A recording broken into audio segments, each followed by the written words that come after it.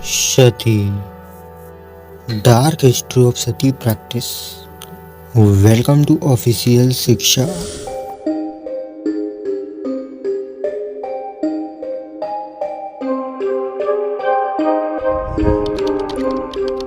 दोस्तों, बात है साल 1987 की, जब राजस्थान के सीकर डिस्ट्रिक्ट में बसे देवराला गांव से आई एक खबर ने पूरे देश में हंगामा सा मचा दिया। हम बात कर रहे हैं रूप कंवर केस की, जो हमारे देश का आखिरी दर्ज किया गया सती केस था। दरअसल जनवरी 1987 में रूप कंवर की शादी माल सिंह से हुई और शादी के लगभग 8 महीने के बाद माल सिंह की मृत्यु हो गई। पति के अंतिम संस्कार के दिन रूप कंवर दुल्हन की तरह सज धज कर सती होने के लिए तैयार थी। रूप के सती होने की खबर गांव में आग की तरह फैल गई और काफी तादाद में लोगों की भीड़ वहां जमा हो गई। हजारों की भीड़ के बीच मात्र 18 साल की रूप कंवर अपने पति की डेड बॉडी के साथ जला दी गई और वहां पर मौजूद लोगों ने इसे रोकने की कोशिश तक न की। कुछ न्यूज रिपोर्ट्स के मुताबिक गांव वालों का कहना था कि सती होना रूप का निजी फैसला था, लेकिन आज इस हादसे के 37 साल बाद इस बात की पुष्टि करना एक मुश्किल सा कार्य हो गया है। दरअसल बात यहीं पर खत्म नहीं हुई और इस इंसिडेंट को ग्लोरीफाई करते हुए फ्यूनरल साइट पर एक मेकशिफ्ट श्राइन का निर्माण किया गया, जहां रूप के सती होने के बाद लगभग 2 लाख लोगों की भीड़ पूजा करने के लिए जमा हुई। सती की ये आग राजस्थान सरकार से होते हुए हाई कोर्ट तक जा पहुंची और कुछ नतीजा नहीं निकला, जिसके चलते उस टाइम के central home minister P Chidambaram ने इस इंसिडेंट और राज्य सरकार की बहुत ज्यादा आलोचना की और चीफ मिनिस्टर हरिदेव जोशी को अपने पद से इस्तीफा देना पड़ा। इस हादसे के बाद एक और चौंका देने वाली बात सामने आई कि देवराला गांव में सती का पहला नहीं बल्कि तीसरा इंसिडेंट था। दोस्तों, रूप कंवर के इस हादसे के बाद राजस्थान गवर्नमेंट ने सती प्रोहिबिशन एक्ट 1987 लागू किया। आपकी जानकारी के लिए बता दें कि 1947 से 1987 तक सती होना या अटेंड करने के 28 केसेस इंडिया में रिपोर्ट हुए। रूप कंवर इंसिडेंट को आखिरी सती केस माना जाता है। हालांकि इसके बाद भी कुछ 24 के लगभग लड़कियों ने भी सती होने की कोशिश की, जिनको पुलिस अंतिम समय में रोकने में कामयाब हुई। लेकिन आश्चर्य की बात तो यह है कि आज 21वीं सदी में भी इसके निशान देखने को मिल जाते हैं। रिसेंटली मई 2023 में गुजरात की संगीता ने साबरमती नदी में कूदकर सुसाइड कर लिया। सुसाइड नोट में वजह बताई कि अपने इन-लॉज की तरफ से सती होने के लिए दबाव डालना। दोस्तों, आज की इस वीडियो में हम यही जानेंगे कि क्या है ये सती प्रथा, इसकी शुरुआत कहाँ से हुई और इसको किस तरह भारत में एबॉलिश किया गया। तो चलिए वक्त जाया ना करते हुए शुरू करते हैं। ओरिजिन ऑफ सती। दोस्तों, सती वर्ड संस्कृत के सत्य वर्ड से निकला है, जिसका मतलब है लॉयल और ट्रूथफुल, और इसका टेक्निकल नाम सहगमना और सहमरना भी है। अब बात करें दुनिया के पहले सती इंसिडेंट की, तो हमें मानव लोक से देवलोक तक जाना पड़ता है।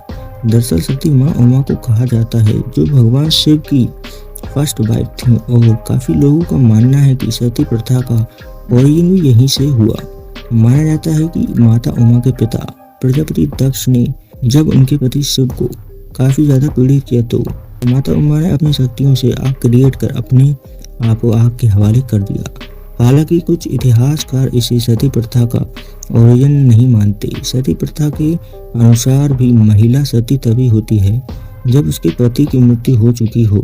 दोस्तों, बात करें सती प्रथा के रिलेशन की, तो ओल्डेस्ट वेद यानी कि ऋग्वेद में सती प्रथा का कहीं कोई जिक्र नहीं किया गया। वहीं दूसरी तरफ ऋग्वेद में मेंशन एक श्लोक देवा नारी न विधवा सुपत्नी रांजनेन सर्पिषा शा विशंतु अनस्सर्गोणमीवा सुरत्ना आरोहंत जनियो योनि मग्र विशेषज्ञों के बीच चर्चा का विषय बना हुआ है। इस श्लोक के मुताबिक विधवा को अपने जीवन में आगे बढ़ने के लिए साफ साफ कहा गया है। दरअसल इस श्लोक के आखिरी शब्द अग्नि को मध्यकाल के कुछ पुजारियों द्वारा अग्नि यानी कि फायर का इंटरप्रिटेशन दिया गया और इसे सती प्रथा को एक वैदिक प्रथा दिखाने में यूज किया गया। इस मिस इंटरप्रिटेशन का खुलासा फ्रेडरिक मैक्स मुलर द्वारा किया गया। इसी तरह से अथर्ववेद के 18.3.1 के श्लोक में चूजिंग हर हस्बैंड बर्ड शब्दों का अर्थ कुछ विद्वानों ने सती प्रथा से जोड़ा, हालांकि इसका सती प्रथा से किसी भी तरह का डायरेक्ट कनेक्शन नहीं पाया गया। अब बात करें वेदों के बाद हमारे हिंदू धर्म में सबसे प्रसिद्ध धार्मिक टेक्स्ट की, तो उसमें मनुस्मृति, याज्ञवल्क्य स्मृति शामिल है, जिनमें से किसी भी सती प्रथा का उल्लेख नहीं पाया गया।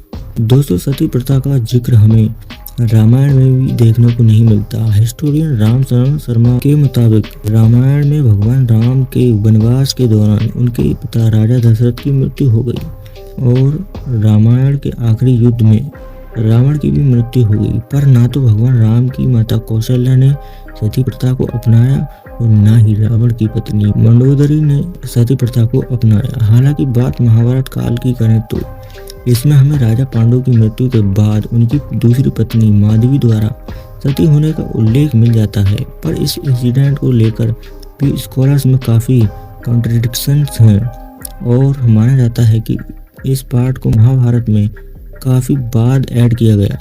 इसके अलावा 6th सेंचुरी BCE से 4th सेंचुरी BCE तक भारत में हिंदुइज्म और बुद्धिज्म के बीच निरंतर कोल्ड वॉर चलता रहा, लेकिन इस बीच किसी भी बड़े बुद्धिस्ट मॉन्क द्वारा सती प्रथा को क्रिटिसाइज किए जाने का उल्लेख इतिहास में नहीं मिलता। यदि उस समय ये प्रथा प्रचलित होती तो जरूर ही बुद्धिज्म द्वारा इसे हिंदू धर्म को क्रिटिसाइज करने के लिए यूज किया गया होता। बात करें 3rd सेंचुरी BCE में आए ग्रीक यात्री मेगास्थनीज की, तो इनके भी किसी भी अकाउंट में सती प्रथा का उल्लेख नहीं मिलता, जिससे ये बात साफ हो जाती है कि हमारे देश में सती प्रथा मौर्य काल तक तो प्रैक्टिस में नहीं थी। दोस्तों, बात करें सती प्रथा के पहले एविडेंस की, तो वो हमें इतिहास के पन्नों में लगभग 5th सेंचुरी CE में मिलता है। हिस्टोरियन एलेक्स माइकल्स के मुताबिक पहला सती इंस्क्रिप्शन साल 463 CE में नेपाल में पाया गया और उसके बाद साल 510 CE में भारत में। मध्य प्रदेश में मिला गुप्ता पीरियड का ईरान इंस्क्रिप्शन इंडिया में सती प्रथा का पहला इंस्क्रिप्शनल एविडेंस माना जाता है। इसमें राजा भानुगुप्त के चीफ्टेन गोप राजा की ईरान युद्ध में मृत्यु के बाद उनकी पत्नी के सती होने का विवरण मिल जाता है। इसके अलावा देश के दक्षिण इलाके में सती का इंस्क्रिप्शन एविडेंस पाया गया तिरुवालन गारू कॉपर प्लेट्स में, जिसका टाइम पीरियड है 10th सेंचुरी CE।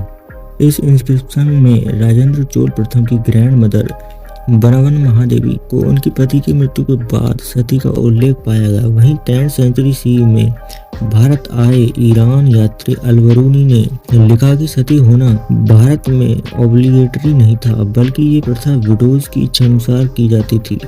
इसके बाद 14th सेंचुरी CE में भारत आए मोरक्कन ट्रैवलर इब्न बतूता ने अपनी यात्रा में भारत में 3 सती इंसिडेंट को देखने का दावा किया। दरअसल सती प्रथा को अगर टाइमलाइन की मदद से समझा जाए तो सती होने के ज़्यादातर केसेस हमारे देश में 7th सेंचुरी में ज़्यादा देखने को मिले। दोस्तों, हमारे देश की जानी मानी हिस्टोरियन रोशन दलाल का कहना है कि इंडिया में सती प्रथा 5th सेंचुरी से 10th सेंचुरी CE के बीच डेवलप होती देखी गई है और शुरुआत में ये प्रैक्टिस उच्च जाति वर्ग तक ही सीमित थी, उसमें भी स्पेशली राजपूत कास्ट में, जिसके बाद समय के साथ साथ इस प्रैक्टिस को ब्राह्मण और कई वॉरियर कास्ट में भी अडॉप्ट कर लिया गया। माना जाता है कि इस्लामिक इन्वेजन और एट्रोसिटीज के चलते सती प्रथा का एवोल्यूशन हुआ, जौहर प्रथा सामने आई। इस प्रथा में युद्ध क्षेत्र में पति की मृत्यु के बाद फॉरेन एट्रोसिटीज और मैस रेप से बचने के लिए विडोज अपने आप को आग के हवाले कर दिया करती थीं। इसका सबसे पहला प्रमाण साल 712 CE में मिलता है, जब मोहम्मद बिन कासिम द्वारा भारत पर पहला आक्रमण हुआ और सिंध के राजा दाहिर की अरोर के युद्ध में मृत्यु हो गई। राजा दाहिर की पत्नी रानी बाई ने अपने पति की मृत्यु के बाद अपने राजघराने की बाकी महिलाओं के साथ जौहर किया। बहरहाल दाहिर की 2 डॉटर्स सूर्यमला और परिमला को बंदी बनाकर अपने साथ ले गया। दरअसल इस इंसिडेंट के बाद हिंदू महिलाओं में जौहर की ये आग देश के कई हिस्सों में फैल गई, जैसे 14th सेंचुरी में रानी पद्मावती का जौहर और नॉर्थ कर्नाटक में कांपली का जौहर। इसके बाद देश के कोने कोने में विडोज और क्वींस ने अपने पति की मृत्यु के बाद सती होने के चलन को एक्सेप्ट किया। इसके साथ ही सती और जोहर करने वाली महिला को हाई रेस्पेक्ट और देवी का दर्जा मिलने लगा। यही वजह है कि अहिल्याबाई होलकर, जिन्हें भारत में नारीवाद का साइन माना जाता है, जिन्होंने अपने पति की मृत्यु के बाद अपने पूरे साम्राज्य को अकेले संभाला, वो भी अपनी बेटी मुक्ताबाई होलकर को सती होने से नहीं रोक पाई। इसी तरह जहां सिखों के तीसरे गुरु अमरदास साहिब ने सती प्रथा का विरोध किया, तो वहीं साल 1839 में राजा रणजीत सिंह की मृत्यु के बाद उनकी चारों रानियों ने सती प्रथा का निर्वहन किया। बात की जाए 19वीं सेंचुरी में ब्रिटिश इंडिया में सती प्रथा की, तो जितने केस एंशिएंट और मेडिवल हिस्ट्री में देखने को नहीं मिलते, जितने की मॉडर्न हिस्ट्री में उभर कर सामने आए।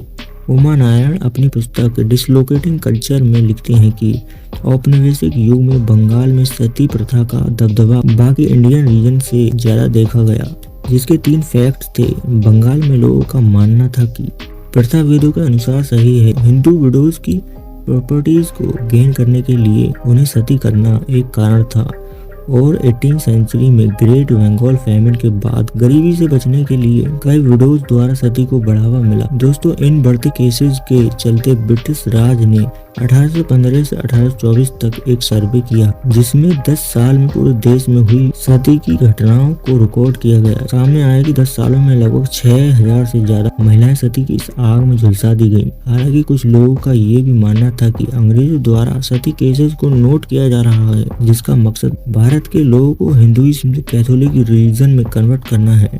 दरअसल इस नैरेटिव की वजह ये थे कि सर्वे को कंडक्ट कराने और इसकी रिपोर्ट तैयार करने का काम किसी ब्रिटिश अधिकारी की जगह एक क्रिश्चियन मिशनरी ऑर्गेनाइजेशन को दिया गया था। आपकी जानकारी के लिए बता दें कि लगभग इसी समय इवेंजेलिकल मूवमेंट की शुरुआत हमारे देश में बंगाल रीजन से शुरू हो गई थी। इस मूवमेंट का मकसद भारतवासियों को वेदों से बाइबल की ओर ले जाना था। दोस्तों, ये तो बात हुई सती के शुरुआत से पूरे देश में फैलने की। चलिए बात करते हैं भारत के उन साम्राज्यों और उन लोगों की जिनके द्वारा सती प्रथा को समाज में मिटाने के लिए संघर्ष किया गया। एबॉलिशमेंट ऑफ सती। दोस्तों, ब्रिटिश सरकार के सर्वे के मुताबिक 19वीं सेंचुरी में सती प्रथा अपनी चरम सीमा पर थी, लेकिन हैरानी की बात तो यह है कि इसके एवोल्यूशन की शुरुआत मेडिवल पीरियड में तुगलक साम्राज्य में ही हो गई थी, जब सती के केस देश में काफी कम थे। दरअसल मोहम्मद बिन तुगलक वो पहले मुस्लिम शासक थे जिन्होंने सती प्रथा को भारत में समाप्त किया। इसके बाद मुगल शासक हुमायूं और अकबर ने भी सती प्रथा को बंद किया, लेकिन सती प्रथा पूरी तरह समाप्त करने में असफल रहे। जॉन स्टेटन हॉल ने अपनी किताब sati the blessing and the curse the burning of wives in India में लिखते हैं कि मुगल शासक अकबर ने भी विडोज को सती होने से रोकने के लिए गिफ्ट्स और लैंड्स भी ऑफर करने का प्रस्ताव पेश किया था। दोस्तों, मुगल सम्राट जहांगीर और औरंगजेब ने भी सती को बैन किया, पर उसे पूरी तरह से रोकने में नाकामयाब रहे। इसके अलावा महाराज शिवाजी राजे भी सती प्रथा के काफी बड़े विरोधी थे, जिन्होंने अपने पिता की मृत्यु के बाद अपनी मां जीजाबाई को सती होने से रोका था। इसके अलावा पुर्तगाली गवर्नर अफोंसो डी अल्बुकर्क वो पहले यूरोपियन थे जिन्होंने गोवा में सती प्रथा को रोका। हालांकि पूरे देश में सती प्रथा को एबॉलिश करने का सबसे बड़ा योगदान राजा राम मोहन रॉय का रहा था। दरअसल बात है 1811 की, जब राजा राम मोहन रॉय के बड़े भाई जगमोहन रॉय की मृत्यु हो गई और उनकी पत्नी को सती की इस आग में जबरन झुलसा दिया गया। इस दृश्य ने राजा राम मोहन रॉय के बहुत ही गहरी चोट दी, जिसके बाद मोहन ने ठान लिया कि इस कुप्रथा को हमारे देश से मिटाना बेहद जरूरी है। उन्होंने सभी हिंदू ग्रंथों का अध्ययन किया और देखा कि किसी भी ग्रंथ में कहीं से कहीं तक सती प्रथा का उल्लेख नहीं था। अध्ययन के बाद उन्होंने कैथोलिक मिशनरियों के साथ मिलकर भारत में लोगों को सती प्रथा के खिलाफ जागरूक करना आरंभ किया। राजा राम मोहन रॉय और उनके साथियों ने गवर्नर विलियम बेंटिंक से सती प्रथा खत्म करने की गुहार लगाई। अंत में 1829 में सती एबॉलिशन अधिनियम देश में लागू किया गया। इसके बाद सती प्रैक्टिस को हमारे देश में इलीगल घोषित कर दिया गया। दोस्तों, सती प्रथा के सारे पहलुओं को जांचने के बाद ये कहना गलत नहीं कि सती प्रथा हमारे किसी भी ग्रंथ में तो देखने को नहीं मिलती। अगर ये मिलती है तो कुछ लोगों की गलत सोच में, जिनका मानना है कि एक स्त्री का आधार और उसका अंत उसके पति के साथ ही खत्म है। खैर, आज ये कुप्रथा हमारे समाज से साफ हो गई है, पर आज भी हमारे समाज में दहेज प्रथा, पर्दा प्रथा और बाल विवाह जैसी कई कुप्रथाएं एक्सिस्ट करती हैं, जिनका आधार सिर्फ हमारी छोटी सोच है, ना कि हमारे ग्रंथ। इसके बारे में आप सबके क्या विचार हैं? कमेंट सेक्शन में जरूर बताएं और हमें सब्सक्राइब करना ना भूलें। धन्यवाद।